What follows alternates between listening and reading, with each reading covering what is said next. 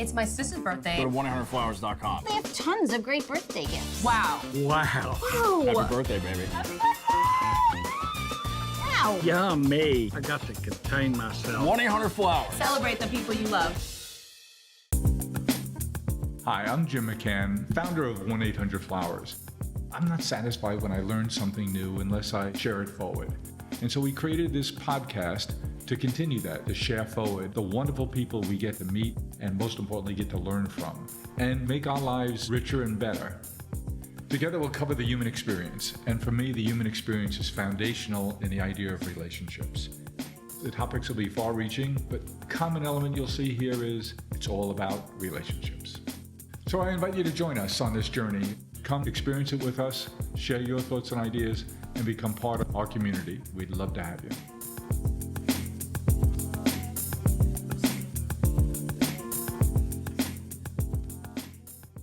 So, Dr. Patrick, you're approaching runway 119. Yes. Wind seems to be right at you, so everything looks good. All of a sudden, you detect a shift. It's coming off the right side. Mm-hmm. How many miles an hour before you get concerned and you decide, maybe I go around? Yeah, you know, it's all about the winds, right? The winds blow us in life, right? Whether you're on the ground or in the air. Bad things happen when you're low and slow, right? So if it gets too gusty, throttle up and go around, and such is life. When I was nervous about flying, a pilot told me one time, I said, why do we have to go so high? He goes, no, altitude's your friend. That's right. I said, why? He goes, because if something goes wrong, it's a time-altitude equation. You're right. Dr. Patrick O'Shaughnessy is an accomplished pilot. Thank you. And also accomplished a whole bunch of other things.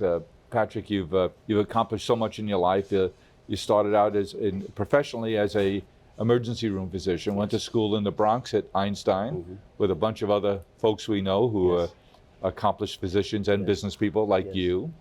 You also decided, well, maybe I'll get an MBA along the way. So you went to New York Institute of Technology where you got your degree in osteopathy, became an emergency room doc, taught emergency medicine, go back and get an MBA, and you also got a master's in population management, population trends. So it gives me some insight into the range of interests and of course skills that you have. And so practiced for almost 20 years as an emergency room doc, and now you're running one of the premier healthcare systems in the country here in the New York area based on Long Island. What's next? Continuing to do great work with you. I'm so inspired by the work that you do, Jim, and I feel very privileged to be doing what I'm doing. I never expected to be doing what I'm doing, and I feel it's a real honor to serve the communities of Long Island. You know, health is so vital. But people don't ever really realize that. It's true. Until there's a challenge. It's true. And I think that's, you know, as an emergency room doc, I would see that every day. Yeah. People's lives would change on a dime, whether something traumatic or as a result of, you know, chronic disease, heart disease, cancer, they would present themselves in the emergency room.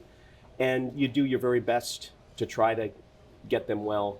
And, you know, not always successful. But you have a short-term involvement in their life. You do, at a critical time period. Yep. And kind of, I think what that made me realize more than anything is, if you really want to bend the disease curve, you know, when you're in the ER, I used to think, you know, the ER was the place to be, right? Because that's where I could have the greatest impact to do good. Based on your interest, adrenaline plays a big role in your life. A little bit. And where more does that adrenaline kick in than in a tense, chaotic emergency room situation? Oh yeah. You know, every day life, you know, unfolds. There are amazing things. The birth of a child. I've delivered children in taxi cabs in New York City, and then you sometimes are with families as they're saying goodbye to their loved ones, which is just incredibly gut-wrenching. Yep. To your point, that's only one small episode of their journey, and if you could get involved upstream and try to keep them healthier and bend the disease curve, maybe you could keep them out of the emergency room, or at least avoid using the emergency room as much as possible. And that's what got me thinking about population health management and how could we really make sure that we are allowing access to care for people. I always say it's the right care at the right place at the right time, and trying to keep them healthy as well. And that kind of blossomed into more administrative work. And I feel very privileged to be the CEO for Catholic Health, as you mentioned, one of the premier health systems in the country. We're doing great work. We are the second largest health system on Long Island. We care for about 20 to 22% of the population, 17,000 employees, 6 hospitals. It's a huge responsibility. People aren't sure. I think people aren't sure when you say it's a health system. Oh, that means hospitals. But Right. you mentioned you have 6 hospitals. Yes. But what else is in there in that health system? I was surprised, frankly. 17,000 employees, all the different components that make up a health system. Yeah, we have a home care agency that sees thousands of patients in their homes each day, and we have an ambulatory network that is expanding.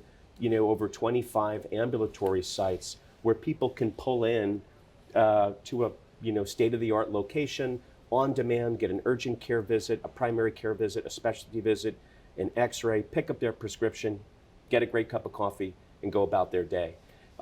So when you look at the totality of the network, it spans pretty much everything cradle to grave, and we have every major service line from pediatric specialty care to obviously, some of the open heart surgical programs that we run and operate in our cardiovascular program, cancer care, musculoskeletal disease, neurosurgery, you name it, we do it. We heard, especially in the first year or two of COVID, people were frightened. Yes. And they were afraid to go out. They were especially afraid to go to a hospital if they didn't have to, Yes. or any kind of healthcare Yes. facility. So we were told that on a normal month, 65,000 people in the country would be diagnosed with cancer. There'd be a treatment regimen put in place, and the outcomes were generally pretty good. Heart attacks, people were waiting when they had chest pain to go to the emergency room. How long have you had the chest pains? 2 weeks, because they were afraid to go to the emergency room. Yes. What are we seeing? Is that part of that life expectancy dip? Yeah. Were there so many cases of cancer undetected that it's wreaking havoc in the adult population now? Were heart situations not tended to that we're seeing the results of now? Is that impacting that life expectancy? Yes, I think you're spot on. So during the peak of COVID, myself and many other healthcare CEOs pleaded with our political leaders to say, do not shut down the ability for us to do elective procedures. And at first, you had to educate folks to say, we're not looking to do plastic surgery. What we're looking to do are mammographies, right? We're looking to do colposcopies. We're looking to do colonoscopies, the things that we know screen people for disease. Sure. So number 1 killer in this country, cardiovascular disease. Close behind it is number 2 is cancer. We were making big improvements in early detection, but for a period of time, we shut down the ability to screen. And I think that's showing its effect now. We're catching people with more aggressive disease. You mentioned the heart attack, the undetected coronary disease, people with later stage cancers. Screening is so important. And I would say all the time, who better than a hospital system?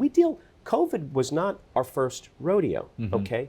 We've been down this road with Ebola. We've been down this road with other coronaviruses like MERS and SARS. So we have infection control practices that have been in place, unlike any other industry. So quite frankly, you're very safe going to a hospital because we have all those policies and procedures and protocols in place.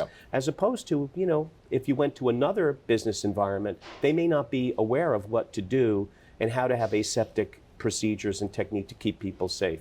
So that was a big downturn. And you're seeing it now in the drop in life expectancy by the years you quoted. And it's going to take us time to catch up. And then, again, there's still the equity challenge in people that don't have access to care. They were even more especially negatively impacted. People of color and lower socioeconomic status, they did not have the ability to get into clinics and things. So we have to do a better job, I think, educating and catching up. And if for anyone listening, the years of my parents and my parents' parents especially were afraid to go to the doctor, afraid of what they're going to find, right, Jim? That nothing could be further from the truth. Early detection is critical. It's just bad human behavior. It is. It is. Now here we're sitting in a beautiful restaurant. Yes. It's called Small Batch. It's here in Garden City, Long Island. It's owned by Kraft Hospitality Group, which is the famous and talented chef Tom Colicchio's company and restaurant. And they're a for-profit company. Obviously, they have to They have to put out a terrific product, which they do. Yes. And you mentioned Yes. that just recently you went with your wife and your daughter to Kraft. Yes. Their flagship restaurant in Manhattan was a Palm Sunday you Yes. went? And you said, Phenomenal. yeah, not only is the food terrific, it's the best atmosphere from a is. culture and personality Yes. point of view. People there are terrific. But here we are at their place, Small Batch, here in Garden City. I think it's really killer. And everyone I bring here says, I had no idea it was here. Boy, that's really special, and it's Yes. different, and the menu is really creative. But they're a for-profit. You run a not-for-profit. So I see Good Samaritans now university. Yes. So it's in West Islip. So Good Samaritan is our Suffolk County flagship. Yep. It has a variety of graduate medical education programs. So, you know, you mentioned I'm an ED doc. When you come out of I didn't medical say school, good. yeah, well, I'm great. But when you come out of training, there was a joke the nurses used to say: "No one dies on O'Shaughnessy's shift, and even if you do, there's a good chance he's going to get you back." And I'm very proud of that fact. I never quit, never, ever. So that's someone's mom, grandpa, or child, Yeah. and that's my family, and that's how we train our folks. So, but when you come out of medical school, you're as green as the grass in Ireland. You really don't have a sense of what you're going to What do. would someone named O'Shaughnessy know about Ireland? Oh, I don't know. We're going to have to figure that out together, Mr. McCann. We will. But you go into residency training, right? And I chose emergency medicine. Good Sam has a multitude of these training programs where we take these green, inexperienced, amazing young women and men, and we give them that skill of their profession, whether it be obstetrics, gynecology, emergency medicine, family medicine. We just got approved for both general surgery residency, and we'll be starting an internal medicine program. How much does personality impact what field a doc goes into and versus a field a doc is recommended to go to by his teachers? Yeah, you know, that's a really intuitive question. There's a saying in medicine that the student doesn't choose the specialty chooses you. And you have to have a certain personality type. Radiologists, pathologists are a different personality archetype than, say, an ER doc or a trauma surgeon. And I think when you go through medical school, your rotations, you actually rotate through each area. So now you're you learning get a with feel each for it, right? And you say, you know, I kind of like this, or that's not the best fit for me.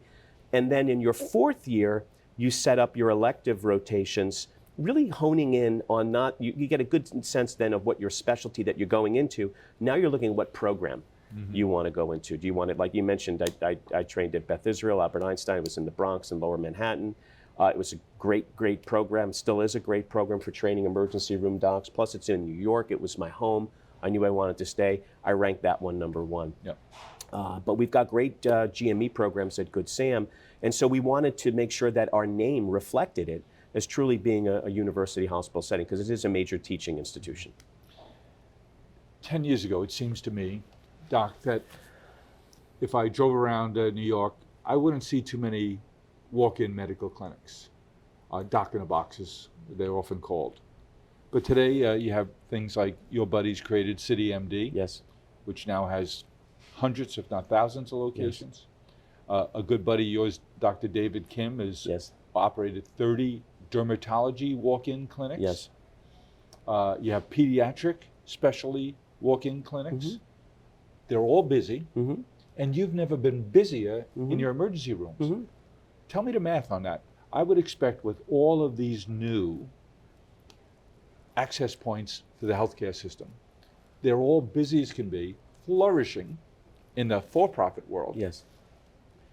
That would have drained all of that out of your system, and Yes. those emergency rooms Yes. would be sitting around twiddling their thumbs. Yes. But Yes. they're busier than ever. What? Yes. Tell me the math. There's two reasons why those business models, I think, were very, very successful. Number one, knowing the people that built them, they're brilliant. David's And a you brilliant invested friend. in all of them right away. I wish I did. At the time, and there still is in this country, there's a shortage of primary care. We are well underrepresented in primary care. We hear like by 40,000 doctors. Easy. I think, when you look at the numbers, to your point, yes, on the primary care side, but by 2030, we run the risk of being about 300,000 physicians short in Across the total, board. across the country. Wow. So who's going to care for us? We could be 1 million nurses short. So what these organizations did, very smart, They said, well, all these people that are, we call them the vertical people coming in, walking into the ED, they have a very vertical people? The verticals, as opposed to the ones The on the stretchers, horizontals? the horizontals. And we'd say... so do you have more horizontals now? That's exactly where I was driving. So we have a higher acuity now. People who are coming to the ER, they're sicker. Yeah. And these are the folks that they've either delayed care, they couldn't get into care, something decompensated, they have chronic disease. So all of that has been kind of pulled off, meaning the people with less acuity, I've got a rash, I've got a cut, I've got a bump, I've got a sore throat, I've got an earache, they go to those ambulatory centers. And that's actually a very good place for them. And we're going to be opening up our own as well. Why is that? Well, we want to save the space in the emergency rooms for those that really need it. And even in the ERs, we're converting and making sure we have private bays for each patient. They're all like little mini ICUs so that we can provide the very best of care. And folks that have a more minor complaint, it makes more sense for them to go to an ambulatory environment. And quite frankly, it's cheaper for them, which is good. It's cheaper for the overall healthcare spend, which is the second plus. And it saves the resources for those that are sickest at the hospitals. But the numbers say that more people have access to the healthcare system then than they did 10 years ago. Yes. But healthcare, our health isn't getting better. Yeah, well, this is really why I'm so excited to have met you, to have begun the work we do together. But you have to think upstream of disease. And, Hippocrates said it, thousands of years ago. Did you know him when you were young? I was too young. I don't really remember him. Yeah, he used to tell me nursery rhymes. But one of the best ones was, let food be thy medicine and medicine be thy food, right? And you really are what you eat. And I get asked this question a lot because I'm a little bit of a biohack and I study longevity and not just lifespan, but health span. The two things that can impact your overall health, time and time again, my colleagues will support this in the literature, are choosing good healthy food choices and having access to good healthy food choices. And exercise. Could be anything, but exercise. People are looking for a longevity pill. There is no pill, at least not yet. It's those two things done consistently that stack your odds for the longest trajectory of a good, long, healthy life. And that's when you look at blue zones, and I know we've talked about this together when we were golfing, and these are areas, whether it be Sardinia, Loma Linda, California, you have people, centurions, that are healthy, they're out, they're active. It is that lifestyle, and you're right, we're getting sicker. Our nation is getting sicker. So we really need to intervene upstream. I just had an occasion to be with a new friend of ours. His name is Bob Jones. Bob Jones runs a wonderful family farm in Ohio, right on the shores of Lake Erie. Beautiful little microclimate, and there are now 6 generations of Jones family. It's amazing. In the farming business, and they only grow vegetables. And we were at a climate conference recently, and I had the opportunity to chat with Bob on stage because I find him and his family's interest in agriculture, growing vegetables, and how they do it to be really, really interesting. He's a soil scientist. Wow. And he explained to me that their beautiful farm, which I'm going to in a couple of weeks, because it's asparagus harvest season, is a third. So the farm's divided into 3 plots. A third is under production at any given time. A third is under cover crops. And a third, they're treating the soil and adding nutrients to it. So they rotate where they grow what crops. So his vegetables are reputed to be the best in the country, because they are nuts about the soil. He said our number one asset is the soil. And you never want to have bare soil, he explains to me. And they have 22 different cover crops that they'll rotate through the soil because it'll add different kind of nutrients. It'll do different things in terms of cleansing the soil and adding new nutritional foundational elements to the soil. And different kinds of crops will take a certain kind of nutrient out of the soil and need to replace it in another way. So when you hear that, it goes back to what you're talking about the 2 building blocks of a good and healthy life. And he's all about that. And he started to explain to me, food is medicine. So he's working with scientists, particularly at Ohio State right now, about using food as a medicinal treatment. So you're talking about food as a preventative and building your life and building, and they're talking about food can be a medicine too when you do have something wrong. So he explained to me, I think it was broccoli and rhubarb.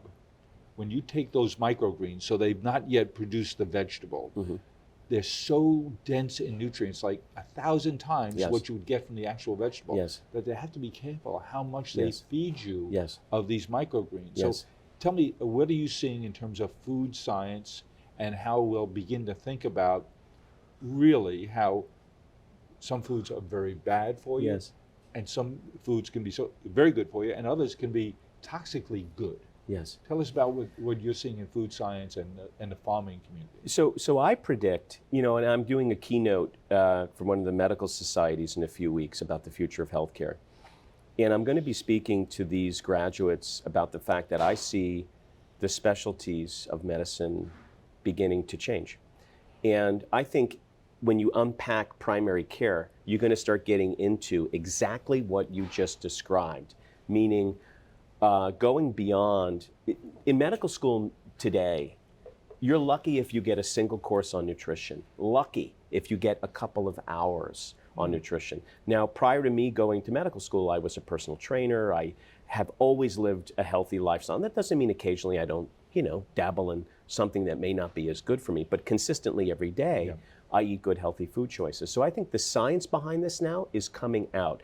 Microgreens, and if you looked at the nutritional density in those greens, like so in my kitchen, we have a variety of different sprouts that Mia will have, and we actually will consume them. We grow them, and we eat them because they're the most nutritionally dense. You mentioned alfalfa sprouts. There are other sprouts that they give your body such dense nutritional and antioxidants naturally that keep your immune system healthy, that actually help you your body fight. I mean, your body fights off cancer every day, right? You have cells in your body that are cancerous every day, but when you're healthy, your body is able to eliminate them. Okay, they target them, they eliminate them. So by eating a diet rich in phytonutrients, meaning plant-based phytonutrients and rich in antioxidants, it conveys a most definite advantage for you. There are actually now studies looking at one plant-based phytonutrient called quercetin, Quercetin. You can buy it as a supplement, but it actually comes from onions and apples. And it's a phytonutrient antioxidant, and it's actually being now investigated in clinical trials as a potential treatment for cancer. So it's pretty amazing. Treatment of, not prevent. Yeah, no, treatment of. So to your point, I see so much has come from the plant-based world already in terms of treatments and other things that we've developed. But I see the specialty of medicine changing, where you're going to have nutritional scientists working and identifying for your personal microbiome, your genome, what you should be eating. I don't believe... So you can be prescriptive. Right, so you could be prescriptive. So actually get a prescription for what you should be eating, Does that include Doritos? Occasionally, yeah, you have to have an occasional Dorito or two. But, so many people, you started off our conversation with an aviation analogy, but I think it's spot on. So many people are flying blind. You don't even know how your body is metabolizing what you eat. And this is why, a lot of folks, and I've done this as well, not chronically, but you don't realize the intake of your blood sugar on how you're eating. And so even getting your doctor to give you a CGM, continuous glucose monitor, and monitor your sugar. Do it for 2 weeks, just to get a sense of what is your body reacting to how you eat. You could actually get allergy panels tested to see what you are sensitive to. And I don't mean like Crohn's disease or true gluten enteropathy, but you could actually test for sensitivities about what may be causing inflammation in your body, and then avoid those foods. So I think Bob he's on it. Like I was saying, always says, it's not the seed, it's the soil. By the way, you won't be piloting our plane, but if you want to come to on our airliner to Ohio to visit the Jones family, I would love to see the Jones family. I'd love to have a conversation with them. They invited me out specifically. We're going. A team of ours from 800 Flowers is going in, from our Harry and David group in particular, because we're selling their vegetables now. That's amazing. And there's a group of people who just want the best of everything, the highest quality. And when you can get the best and ugliest carrots, yes, and you know where they come from, and you know the passion of the people who grew them. It's something But this special. is why I want to change the food in the hospitals. Same way. Yep. Right? So that, but when someone leaves, if someone comes in, you had given a story about that patient who comes in with a heart attack or Yep. has atherosclerotic heart disease. Well, okay, so now we treated the emergency, but then what are we doing if we just send them out the door and we don't say, Pattern behavior is going to stay it's the going same. to stay the same, Yeah. and you're going to be back, or you're going to be on 5 different medications. So how do we give them a real prescription for health so that their health span? Well, that's the big increased. innovation that you've brought to the Catholic health system here on Long Island, is that I've heard you preach to your community of health professionals, the 17,000 people who work for your organization, that we don't just treat illness, we treat the whole person. Yes. Talk to me about how you came to that as a young doc, and how it's taking hold in the health system, and how does it manifest itself in terms of how is treatment changing? Yeah, we're very fortunate. So, we are a faith-based health system. We treat the totality of the person, irrespective of the faith of the patient. That does not matter to us.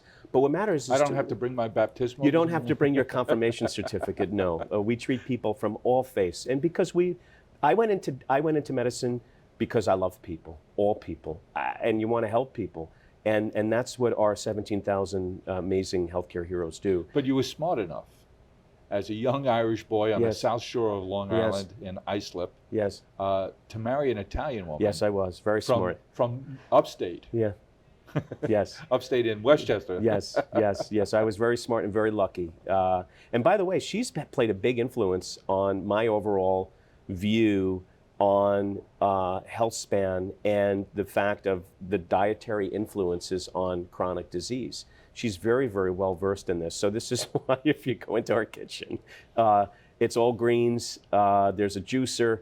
And she's really got us on the path to trying to keep us healthy, and that's what made me but that's really important, not only for the partners in your healthcare system, but in each of our homes. Yes. If you have a couple, Yes. and one person's really into it and the Yes. other's not, that creates some tension. It creates tension, right? You got to want that green juice in the morning, Jim. So what about those 17,000 partners of yours? Yeah.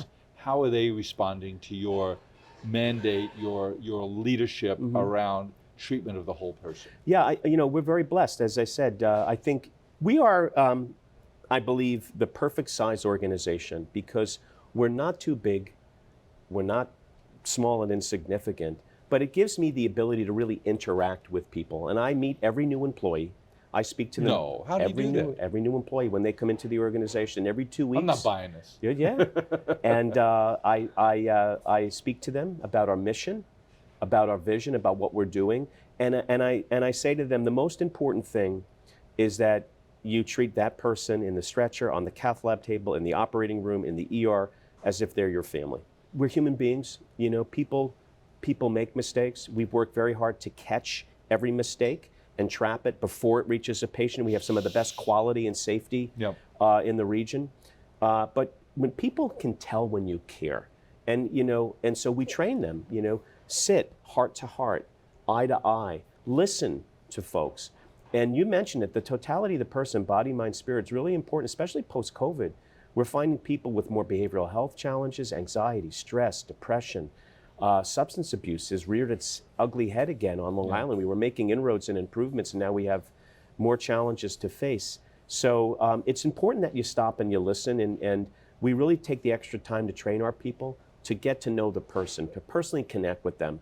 And I used to say to people all the time, when I would find out, what was their true reason for coming to the emergency room, many times it wasn't the chief complaint, right? And we care for them. A great story. We had someone that was seen in a non-Catholic health emergency room that came in with a chief complaint of weakness. And when the nurse at that institution found out what the cause was, sent the patient on their way and said, there's nothing we can do for you. The real reason the patient was weak was because she hasn't eaten in 3 days. And they said, well, we're an emergency room, we can't do that. She came to one of our emergency rooms, and with our program, we screened her, we gave her some food for her and her family, and then we enrolled her in the SNAP program, Supplemental Nutritional Assistance Program. We do this in all of our hospitals. So here, I want to drill down here, because when it was just a year ago when you and I were chatting about this, and I first learned this, I was startled. Long Island's a pretty affluent place. Yes. It seems to be good, family structured, great economic success all around us. Yes. You have 6 emergency rooms, and they're in all different kinds of communities, but generally very comfortable communities. Yet you told me 40% of the people who present at your emergency rooms are food insecure. At some level, they've experienced it in their life. How could found that be, startling, right? Yeah. So New York State, some of the stats, 2.4 million people in New York State are food insecure. 230,000 live on Long Island. 70,000 are children. 4% of that total number are seniors. And so we realize this is a real issue. And it has a real impact on chronic disease, because if you are food insecure, you are 40% more likely to develop chronic disease. Why? Because you're choosing foods that are nutritionally depleted in high saturated fat and sodium, and you start developing metabolic syndrome, diabetes, high blood pressure, hyperlipidemia. So we want to prevent that. And we want to get people good, healthy food. So we built a screening tool into our electronic health record in all of our emergency rooms. We screen folks in a very compassionate way. You can imagine, if you're asked that question, some people may not be even truthful about it, right? Yeah, embarrassed. And embarrassed. So we do it in a way, we let them personally address it and send, and give it back to us. And then if they are, we offer them, we call it a to-go bag of food with a partnership that we have with Long Island Cares, and give them 2 bags of non-perishable healthy food that will last them 3 days. And then we enroll them in programs that are available. Many times they're not even aware that these programs are available, so that they can get nutritional support longer term. Treating the whole person. Treating the whole person, right. And when we've done this with our seniors, our amazing seniors, we've done this in Catholic home care. We saw a 90% improvement in health outcomes, and not a single one of these seniors that we delivered food to required an emergency room visit, because so much of it is tied together. They're not eating, they're doing tea and toast, they get weak, they pass out. How much of it is social? Big piece. We talked about COVID, its impact. You and I have chatted about our concern about the loneliness epidemic. Yes. You see it particularly among seniors. Yes. And now, as a result of the changes in our environment, as a result of COVID, especially now in young children. Yes. How does that impact our health? In a very big way. I'll share with you social determinants of health. These are things like our outlook, our emotional connectivity, our ability to earn, have a job, our ability to have utilities and have a home. Actually makes up 80% of what drives chronic disease. It's startling, right? 80%? 80. 20% is due to genetics and kind of the hand that you're dealt and how you play that hand, right? Are you eating bad things and smoking and drinking every day? Or are you eating good, healthy food and you're a non-smoker and you have at most occasional alcohol? But 80% of the social determinants, and behavioral health is a big, big piece of that. And loneliness, if you don't have that family connection and have people in your life where you have meaningful connection, it plays a major role on your overall health span and lifespan. What if you know somebody, friend, family member, a coworker, who you know they're struggling? How do you help them? Yeah. Where do you send them? If it's manifests itself that they now have abuse problems, drug abuse, alcohol abuse, they're self-medicating. Oh, I know what to do. I know there are programs we can bring them to. But if they are self-medicating, or more importantly, if they're not, but they need help, where do you go? They do. Well, again, let me start by saying this is what makes you such an incredible person, because of your heart, and not just all the success that you've had, but that you truly do care about these issues and bring them forward and then make an impact, do something about it. Behavioral health is a big challenge, especially post-COVID. And Jim, I will tell you, my phone rings every day, people always reaching out to me. Dr. O, I need a cardiologist. Yes. Dr. O, I need a dermatologist. Dr. O, I need a urologist. But now they need a mental health professional. And they're afraid to ask. Yes. They don't ask. Is it still stigma? Yes, you nailed it. Access? Yes. Cost? Yes. Well, because again, think of this individual. Everything going amazing in his life. On the outside is perfect. On the outside is perfect, right? Or someone else, a prominent position, it's almost viewed as if you are weak, if you're going through something from a behavioral health You perspective. see it in your health profession. All the time. All the time. Biggest issue with health professionals. In fact, a horrible story of an emergency room physician. She took her life during COVID in the city. A young woman. Horrible. That should never happen. So what the issue number one is the stigmatism and the fact that people feel by admitting they need to talk with someone or get some help, it shows a sign of weakness and that they can't then carry on in all the other things they are doing. I posit it's the exact opposite. It's it actually rounds you out. We all go through periods in our lives where we have great challenge and stress. And it's that chronic stress that we have now more than anything that I think is driving the higher incidence of depression. It used to be thousands and thousands of years ago, your fight or flight response was activated by, a Tyrannosaurus coming to eat you. Right now, you're in this world of everything is moving so fast. Well, for you, it's a flutter of a propeller. That's right. Yeah, that gust. Uh-oh. Yeah. But every day you're facing this, and then there's financial pressures, there's family pressures. You lose someone you love. Something happens in a relationship, a job, and it puts you over the top. Is it chemical? I think it's a combination of environmental, chemical, and the fact that we're very likely to go. The minute you feel any kind of burning in your chest, well, you're running St. Francis or one of our other places. You know it, but if you're feeling like I'm feeling off today, I'm not feeling well. I've been down for the past few weeks. I'm not sleeping well. My initiative's down again. Right. It starts there, doesn't it? Sleep is everything. So at Catholic Health, we're very fortunate. We still have full behavioral Can I go health to the services. emergency room and say, Yes. I'm not sleeping, I'm not Yes. feeling well? Yes, you can. But we also have behavioral health. Now, a lot of other health systems, they've closed these programs. Why? They don't make money. Yes. We don't do it to make money. We do it to help people. So we have inpatient programs. We also have outpatient programs. In fact, one of the amazing things that we're doing together is our Smile Farms Catholic Health Cooperative Garden. That's actually on the outpatient site for our Mercy Behavioral Health Program. Yep. And we're taking folks that are actually... This is your idea. Here we were chatting, and you said two things. One, when you told me about the challenge of the number of people who were food insecure, and Yes. say, by the way, if you whatever you can grow, I can use in those to-go bags. That's right. And so that's how we started. Yes. And then you said, when you visited our farms at Smile Farms, Smile Farms, for those of you who don't know, is a charity we began about 7 or 8 years ago now, with the intent to find work opportunities for people like my brother Kevin. Yes. Brother Kevin's developmentally disabled, Yes. and the fellow Walter Stockton, who created the agency that he lives in one of their group homes, a saintly fellow, a good friend of ours.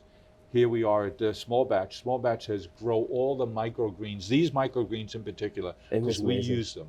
It's amazing. And so you have people like Tom Colicchio say, how can I employ your people? Yes. So when you were at Kraft a couple of weeks ago, 2 weeks ago now, to enjoy a beautiful meal, there are 4 people working there from Smile Farms. One is, 2 of them now are working on the line in food prep. And one in particular is the world's greatest glass polisher. You will never see a smudge on a glass at Kraft. And here at Small Batch, we have people working too, and we grow specific foods that Tom and his team here at Small Batch use all the time. So you said to me, boy, when you saw yes, it was amazing. Several dozen people working on one of our farms and how they loved it and they were into it, and work's a lot more than a paycheck. That's it's right. social. It is. Their reason to get up in the morning. It They're is. proud, It and is. they're getting their hands in the soil. It's nothing better. And you said, my people could benefit from this too. Yes. And so it was your idea. So we have Smile Farms at Mercy. Tell us about how the idea has come about now, what we'll be doing together. Well, I have to tell you, Jim, I was blown away when you shared with me this statistic that over 80% of people with developmental disabilities who are qualified to work, they don't get it. They don't have the opportunity to work. And in life, to love and to work, two most powerful things. And how about loving work? Yes, exactly. I love work. I love what I do every day. We're making an impact. So when this opportunity came about, it's something to be said when things connect cerebrally, but you and I also connected by heart to heart. And I said, wow, what an amazing person, amazing organization. Had the privilege to meet your family and the work that you're doing and going there and seeing the farm and seeing the work. And I said, to me, this is a Reese's peanut butter cup. It's chocolate peanut butter. Everybody loves it. We're going to get this together. We're going to do something really impactful. And so we took an area of our outpatient Mercy behavioral health center, literally down the block Yep. from this amazing restaurant. And we've set up a small cooperative farm where we're going to be growing in the biodegradable bins, all healthy, organic vegetables and some fruits that we're going to then wind up, donating back to folks that are food insecure, and to have some meaningful employment for people who are actually both from small farms, but also that are going through behavioral health challenges Yes. and don't have work. So to your point, getting their hands in the soil, having some meaning, collaborating together with their coworkers. Seeing over the course of a few weeks how that cucumber went from this to That's this. right, to a great salad, Yeah. right. I It's- love when we can craft a situation where people with one need Yes. are helping people with Yeah. a different need. Yes, When we go over to the Viscardi Center yes, and we have all of our kids there, 99% are wheelchair bound. And we built hydroponic gardens there, wide enough apart that 2 wheelchairs could pass for the folks tending to the garden. But at the end of the season, August, early September, when those hydroponic gardens are pumping out yes, cucumbers and tomatoes and Yes. peppers, more than we can consume in our kitchen there. Yes. And to see those people with a amazing. crate in their lap, Yes. wheeling it to the back of the Yeah. truck, knowing it's going to go to the food kitchen nearby here to help other people, the look on their face course. that they're helping They are. somebody else. making an impact. They're always used to being the recipient, I know. and now they're helping. It changes the whole dynamic. Now they are, I spoke about this when we were together at your amazing gala. I believe in the butterfly effect. I believe in the fact that, it's the collective effect of all those little wings flapping together that you could really, make a true impact and a difference. But it takes leadership and it takes commitment. And that's what you've done and your family has done. And we feel very privileged to be a part of that. Even if it's in a small way at our little Mercy Outpatient Center, we know we're making a difference together. So it's great. When I was speaking with Chuck Thus, who I mentioned, I spoke to recently about mental health and depression in particular, very common, particularly in men.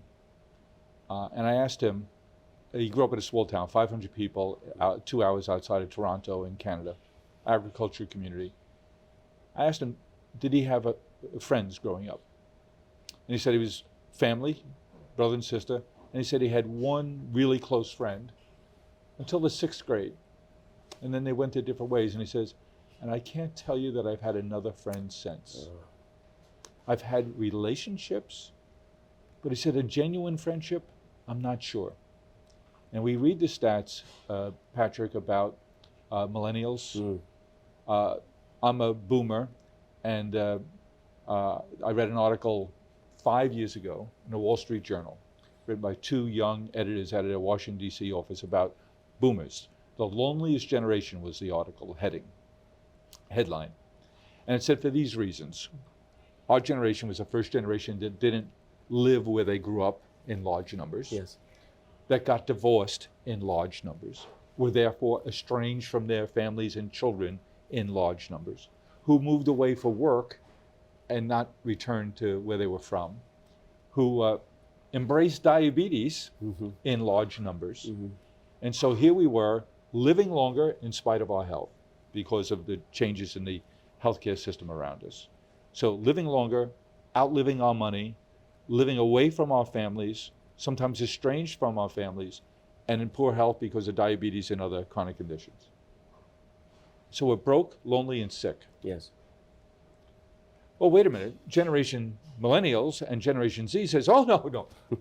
We never had friends. 24% of Generation Z say they've never had a close friend. I can't imagine that. When I was talking to Chuck the other day, I was thinking about you, because I said, Chuck, you and I both know people Yes. who get out of bed in the morning and they make 2 new friends every day. Yes. That's you. Yeah. But not everybody's like that. Yes. What role in your life? I know people, I know friends of yours, and they genuinely love you. Oh, that's so kind. And they use that word, and men don't do that comfortably or easily. Tell me, what do you think about the state of men's health? How important are relationships?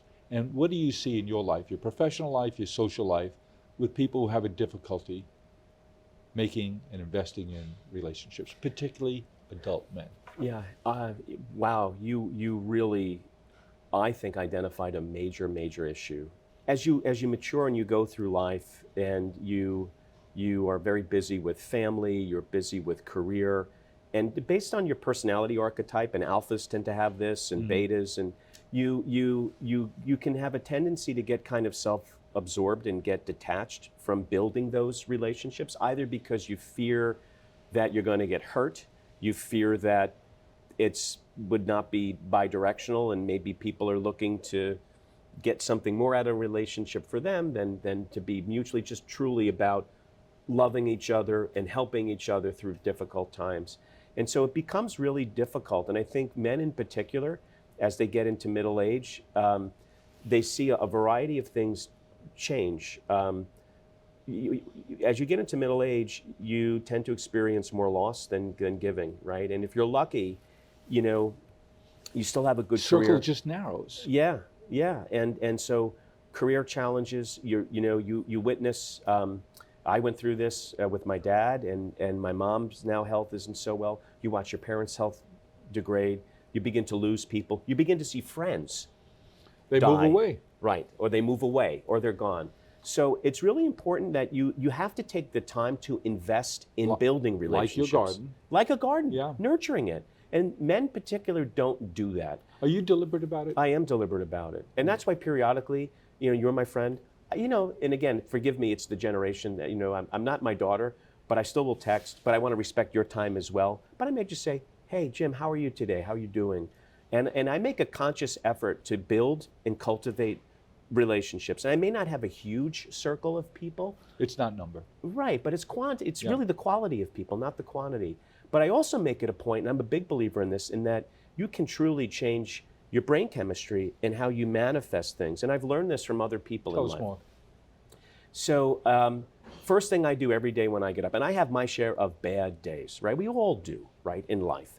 But I get up and I immediately, before my feet hit the floor, I reflect on what am I most grateful for, okay, in my life. And it could be two simple things, one thing that's steadfast, I thank, always for my health. I thank for my parents, everything they did for me and my brothers and sister to get us to where we are. I'm thankful for my wife and my child. And then I reflect on the 24 hours that preceded the day.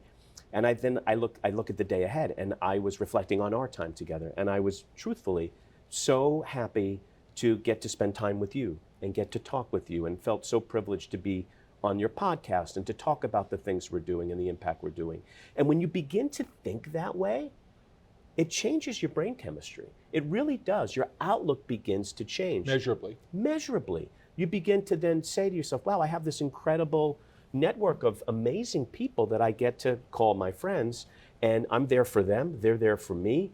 We can catch up on a golf course, we can maybe go out and throw a pole in the water, or we can just talk and help each other through. So I think men in particular, they have a harder time building those relationships. And not to say that doesn't happen with women, it does, but you have to make the investment. It's easier for women, isn't it? I think so. Yeah. But you have to make the investment. Too many times they don't make the investment, and then they wonder why there's no one in their life. I think that's so important, and I'd ask you to underscore that. Here you are, a person that easily makes new friends and deep and lasting relationships. But you work at it. You're conscious of it. Yes. You're deliberate about maintaining your network, your contacts, even if it's just a quick text, because you know that's important to you. So your prescription for those who are listening or viewing, who are thinking about their own lives, is what?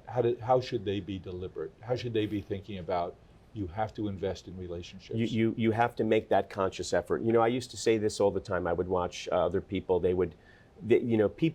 People know their credit scores. They pay all this attention to all these other extraneous sources of data. But in terms of what creates meaningful life experience are the people that are in your life, surrounding you in life. Make sure that those are the right people. And cultivate those relationships. Let's be really specific. You know that my wife has volunteered in one of your hospitals for we're so thankful over for that. 25 years. Yes. She does that because she wants to do something good, but it's social too. Yes. There's other people there of like mind and spirit. So volunteering is something you can do. Absolutely. And you have lots of opportunities for people to come and volunteer. We do. And it's social It too. is. You're doing something good, those volunteers, is their brain chemistry changing as a result? Absolutely. Absolutely. You're doing something good. You're helping people. You're engaging in dynamic conversation. And it's good, useful glucose burn, I call it, because you're interacting. And so we have a variety of ways in which folks can volunteer with us. They can come in, spend time in a variety of settings and environments. It's interesting. Mm-hmm. It's giving back. Yeah. It's thoughtful. Yeah. It's social. It's fun. And you make a difference. Yeah. It's meaningful. So it's really important. I think that is what's missing in so much of today's society, is that we are probably You mean if I sit there for 2 hours a night doing this, I'm not having a great social experience? We're the most digitally connected, yet we are the most isolated that we've ever been. And I watch it, and I fear more for our children, because I see how they are so just digitally connected and losing sight of the moment and what's around them and the experience. And I'll give you an example. We were just down in away in the Caribbean, and we took my daughter's cell phone, we put it away, and I said, you don't need that. You don't need to, whatever you're doing, you're snapping or whatever. Here. Yeah, be here in the moment. And she looked at me and I said, look out the window. And the sun was setting on the Caribbean Sea, and there was this shine off the water, and there were kids and people playing on the beach, and there was some folks fishing. And I said, don't speak, don't, just look and just take this in with us. And she was like, this is amazing. And I said, that's being in the moment. And we did that every night. So, we'd get up in the morning, we'd go to the gym together, right? We'd have breakfast. And then I'd say, okay, listen, it's sunset time, and we're going to just watch the sunset together. And on the plane ride back, she said, Dad, I will never forget that. That really taught me something about being in the moment. Amazing. Yeah. But that's the kind of thing that if you don't really consciously make the connection, even with your own family and your own, kids and whatnot, you could lose sight of it. So it's very, very important. Well, living in the moment is something you're teaching us all. Yes. And this has been a great moment for me. Truly an honor and privilege. Meeting you, I knew we were going to be friends forever. Yes. And that's a gift for me. And and the things we're getting to do together, how lucky am I? To have you as a friend, always. to spend time with you, and now to share you with our community. You are a gift. Thank you. You're very kind. I feel you are a gift. This is a privilege. I feel incredibly lucky to have you as a friend in my life, Jim, and you do amazing work, you and your family, and we're going to do more together. Hear, hear. Yes. Thanks, Doctor. Thank you. There's no day like a birthday. It's a time to celebrate. Every year, every wish that brought you to this point. Wrapped in birthday love, toasting a future as bright as the moment before you. The best gift is each other. Well, I hope you enjoyed what you heard, and I know I'll be sharing it forward. I hope you get to as well. Let's keep the conversation going. Follow me along on Twitter at Jim1800Flowers and on LinkedIn at Jim McCann. Hope to talk to you soon.